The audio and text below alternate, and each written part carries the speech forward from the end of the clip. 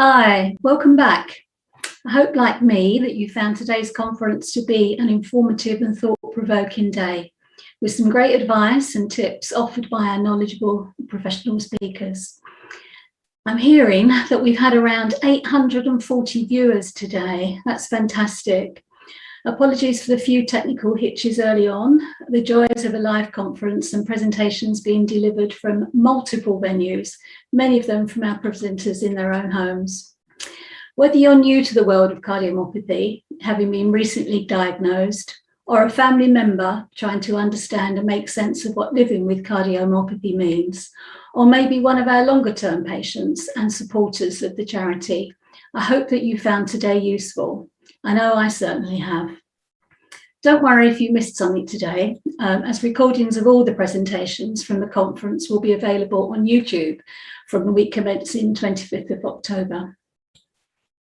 This morning, I ask you to click on the feedback icon after each presentation you watch to complete the short survey. Now, your feedback helps us to improve our conference each year. Thank you if you've done so, and we know that lots of people did. Your feedback after this last session is especially important, not because you'll be commenting on how well or not that I've done, but because the questions relate to the conference as a whole. So please do take a few minutes to complete the survey before you leave the conference platform this evening. In my closing remarks, I would like to take this opportunity to share some insight into our people, how we operate, some of the work the charity has been and is currently involved in, and to offer some words of thanks. First, a huge thank you to our technical team and our presenters for giving up their Saturday and sharing their expertise with us. And to you, our delegates, as without you, there would be no conference. Next, a thank you to our staff team, who are excellently led by Joel Rose, our Chief Executive.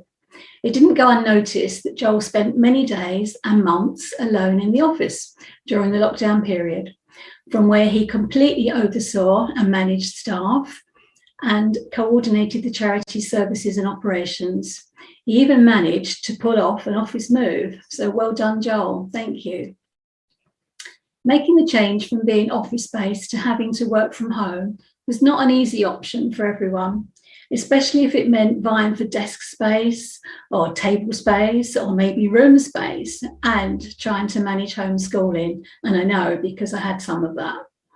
Special thanks today must go to Adrian Taylor for being our technical wizard and main man in the planning, management and presentation of our conference today. Thanks, Adrian.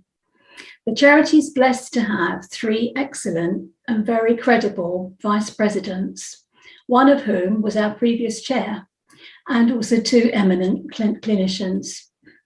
Alison Fielding. Alison, our previous chairperson for Cardiomyopathy UK. We were delighted that Alison accepted the position of vice president when she stepped down as chairperson. Alison is a true advocate for the charity and ably represents the patient's voice. Alison is a patient herself, as you would have heard today, living with dilated cardiomyopathy and kidney cancer.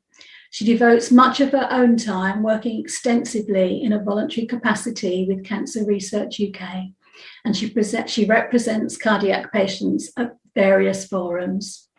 We were proud and pleased when Alison was awarded a British Empire Medal in the Queen's Birthday Honours this year for her services to cardiomyopathy. Well done and well deserved, Alison. Thank you. And to our clinicians, who you will have heard from today too. Professor Perry Elliot. Perry is head of the University College London's Centre for Heart Muscle Disease and clinical lead of the Inherited Cardiovascular Disease Unit at Bart's Heart Centre. Our congratulations to Perry, who has recently been appointed as Director of Cardiovascular Science at the University College London. And thanks for today, Perry.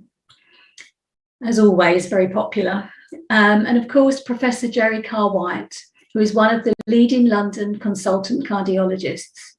Jerry is a consultant cardiologist at Guy's and St Thomas Hospital, London, and a reader in heart failure and inherited cardiac diseases at King's College, London. Let's not forget that they all give their time freely to support the charity.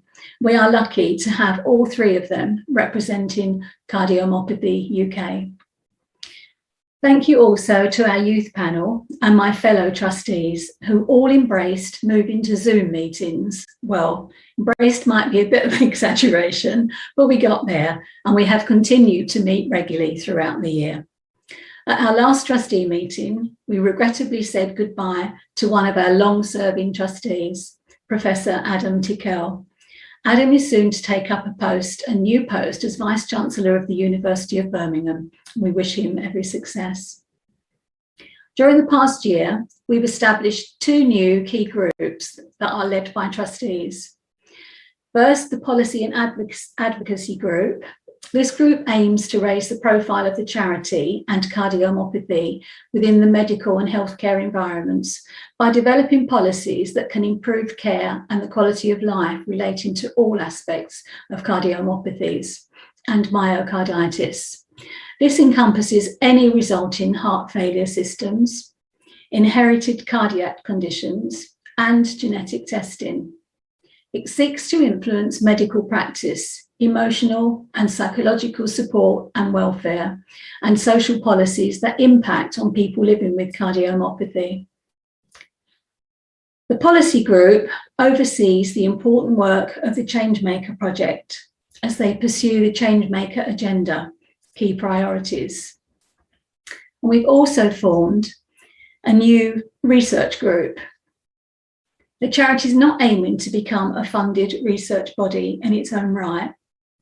However, it is well placed to promote our ability to provide patient insight to support clinical research. The research group is responsible for developing the charity's research work and overseeing progress against agreed objectives and milestones. The research group actively seeks opportunities to engage with external research projects and will be responsible for disseminating and publishing the results of the charity's research projects. I look forward to trustees being able to meet face-to-face in the not too distant future, well, hopefully anyway. Now to our army of volunteers. Where would we be without you? National Volunteer Week in June provided us with the perfect opportunity to recognise the tremendous work of our selfless volunteer teams with our lockdown Oscar awards. Ooh.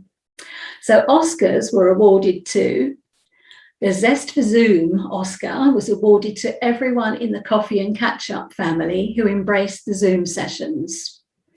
Magnificent Mods Oscar for everyone who helped out as a moderator or admin for our various Facebook groups. Then we have the Oscar for our Helpline Heroes. This went to our telephone peer support volunteers who essentially helped to support others when they needed a friendly voice. Our Community Champions Oscar was awarded to our amazing support group leaders who managed to switch from face-to-face to online meetings seamlessly. Our Oscar for Fundraising family just goes to all who rose to the challenge of fundraising since our last conference, especially during the lockdown periods. And then our Changemakers, a special Oscar to all active Changemakers who have already begun to raise awareness and make a difference in their communities. Take a bow, Cardiomyopathy UK volunteers, as we roll out the red carpet in your honour and we applaud you. Well, while I can't possibly mention every one of our amazing fundraisers, there are inevitably some that I just really feel I must mention, or I want to mention. Our 46 London Marathon runners who've raised an astonishing £117,000 so far, with funds still coming in. £30,000 of that money was raised by Team Scouse, a fantastic team of 12 who ran the London Marathon in memory of their brother and good friend, Alex Pickett, known to most of them as Scouse. Alex sadly passed away from cardiomyopathy in February 2020. Well done, Team Scouse, a great effort.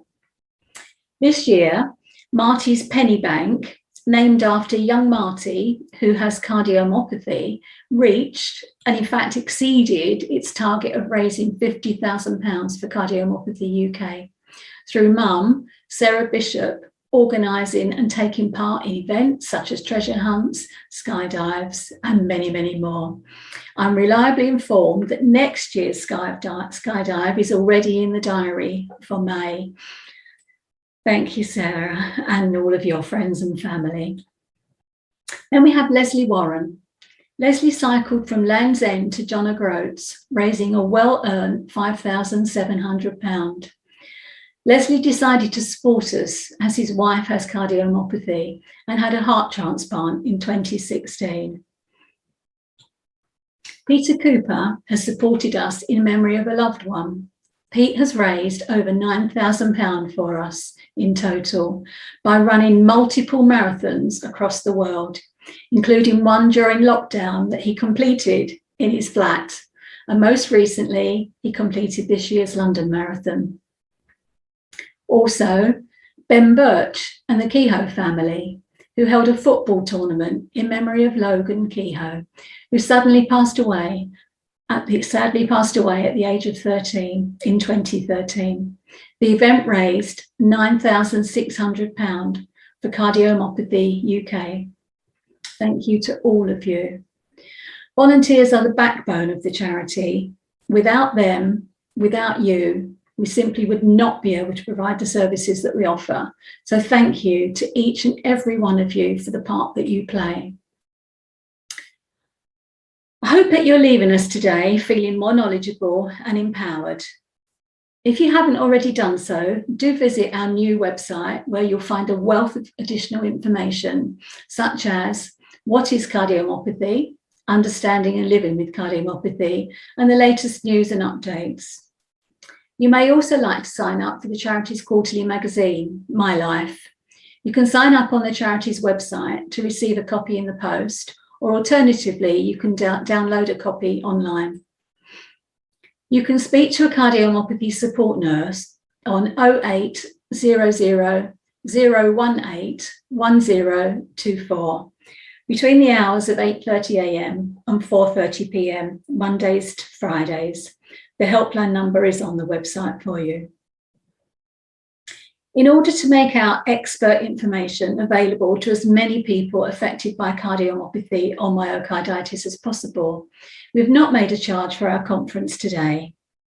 If you are in a position to do so and would like to support us by making a donation to help towards costs, you can donate by clicking the heart-shaped donate button on your screen. Every donation helps to make a difference. And if you're active on social media, you can follow us on Facebook, Instagram, Twitter, or LinkedIn.